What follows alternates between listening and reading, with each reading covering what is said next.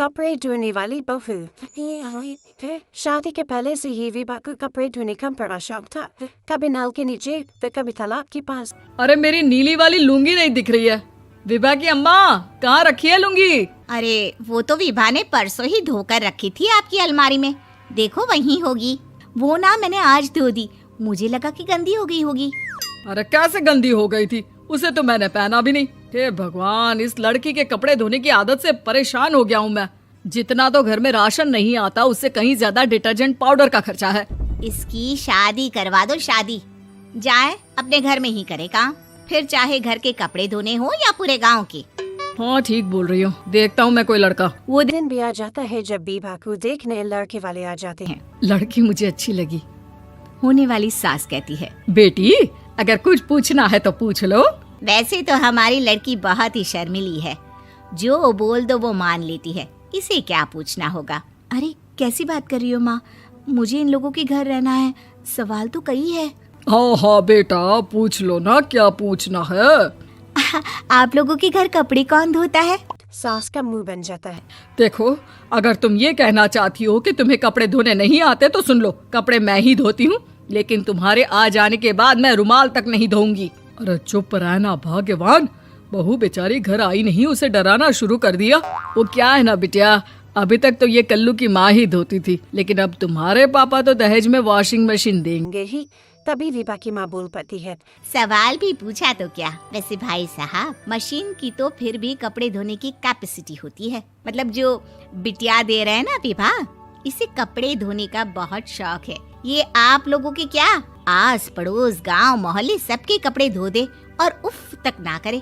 बाहर देखा नहीं आपने कितने कपड़े सूख रहे हैं, सब हमारी बिटिया ने ही तो धोए हैं। बस भी करो ना माँ, शर्म आ रही इतनी तारीफ सुनकर।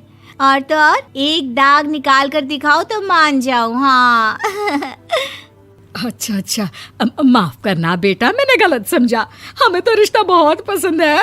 और ऐसे जुड़ जाता है रिश्ता कपड़े धोने का शौक रखने वाली विभा का। उसकी शादी हो जाती है कोयला फैक्ट्री में काम करने वाले कल्लू के साथ। शादी के बाद अचानक विभा चिल्लाती हुई सास के पास आती है। सासू माँ, अरे सासू माँ कहाँ है आप? ये तो धोखा है, धोखा दिया आप लोगों ने मुझे। इसे ससुर के चक्कर के बारे में पता चल गया। अरे तो उसमें तुझे क्यों धोखा मिला है? अरे नल में पानी नहीं आता, कपड़े कैसे कब धुलेंगे? अच्छा अच्छा, तू पानी नहीं आ रहा उसकी बात कर रही है। तो आपने क्या सोचा? कुछ नहीं। अच्छा तेरी माँ ने कहा था कि कपड़े धोने का शौक है तुझे, याद आया मुझे। शौक शौक बोलकर कपड़े धोने वाले मेरे जुनून को कम ना आके सासू माँ, कपड़ा धोना मेरा गुरूर है। तभी पति भी वहाँ जाता है। अभी अभी मैंने इसे सनी देओल की फिल्म दिखाई है, उसी के डायलॉग मार रही है माँ। अच्छा सुन, साफ साफ बता रही हूँ, पानी सुबह 4 से 6 और शाम को 10 से 12 आता है, समझी?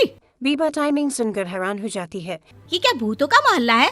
सुबह 4 बजे उठकर कौन कपड़े धोता है? 4 बजे टंकी में पानी जाता है, फिर सारा दिन धोना ना, किसने मना किया? अरे कैसी बात कर रही हैं? 200 लीटर की टंकी में कितने कपड़े धो लूंगी मैं? सुबह ही उठ जाऊंगी मैं। अब क्या था, विभा सुबह 4 से लेकर रात के 12 बजे तक कपड़े ही धोती रहती। एक रोज सास पुलिस से निकलकर कहीं जा रही होती है कि साथ वाली कहती है, हाँ कल्लू की माँ, जरा ये बताओ कि 2 साड़ी है, 2 ब्लाउज और एक पेटीकोट और एक नाड़े वाला लंबा कच्छा। हाँ तो? अरे तो क्या, कितना लोगी धुलाई ये बताओ। धोबन दिख रहे हैं हम क्या? हमारे पति सरकारी नौकरी से अभी अभी रिटायर हुए हैं और बेटा सुपरवाइजर है कोयला फैक्ट्री में। धोबन समझ रखा है हमें। हाय रे कल्लू की अम्मा, माफ कर दो, वो तो मोहल्ले में यही सब बता रहे थे कि तुमने बहू को कपड़ा धुलवाने के काम में लगा दिया। सास को पुलिस की बात सुनकर गुस्सा जाता है। वो घर पहुंचती है जहाँ घर के बाहर ही इतने सारे कपड़े सूख रहे होते हैं जितने कि किसी धोबन के घर पर। अरे ओ कल्लू की दुल्हन, बाहर निकल। माँ जी यहीं आ जाओ, बाथरूम में चादर धो रहे हैं हम। अरे अभी हम धोते हैं, तुमको बाहर निकलो। ये आस पड़ोस वाले बोल रहे हैं कि हम बहू से कपड़े धुलवा धुलवा कर उसे कपड़ा धोने वाली बना दिए हैं। अरे छोड़ो ना माँ जी, किन लोगों की बातों में आती हो? आस पास के लोगों का तो काम ही होता है कि वो किसी तरह सास बहू को लड़ा दे। बहू सारे घर के कपड़े धोती है, ये क्या कम है? बोलिए। सास को भी लग जाता है कि वो बहू का ये संकीपन नहीं छुड़वा सकती, इससे अच्छा है कि खुद ही चुप हो जाए। एक रोज सास और बहू मंदिर जाते हैं, जहाँ सास की साड़ी वहाँ करीब भीख मांगने वाले से मिलती है। माँ जी क्या बात है, आप आपकी साड़ी उस भिखारन से कितनी मिल रही है ना? हाँ हाँ देखो तो, दोनों की साड़ी मिल रही है। क्या बात है कल्लू की अम्मा, तुम खुद को तो अफसर की बीवी बताती हो और ऐसी सिंपल सी प्लेन साड़ी पहनकर घूमती हो। सिंपल और प्लेन नहीं है ये साड़ी। तो क्या सोने के धागे से फूल बने हैं? कुछ भी सासू माँ, कुछ भी।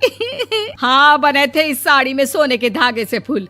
मेरे पति लेकर आए थे मद्रास से स्पेशली मेरे लिए 10,000 की। ताहे भाई साहब इस भिखारन के लिए भी सेम टू सेम साड़ी लेकर आए होंगे 10,000 की। सास उस वक्त कुछ नहीं कहती, लेकिन बहू के साथ घर आती है और अलमारी से एल्बम निकाल कर लाती है। ये साड़ी देख रही है, ये वही साड़ी है जिसे मैंने अभी पहना था। इस साड़ी में ये जो चमकदार फूल दिख रहे हैं ना, ये सोने के धागों से काढ़े गए हैं।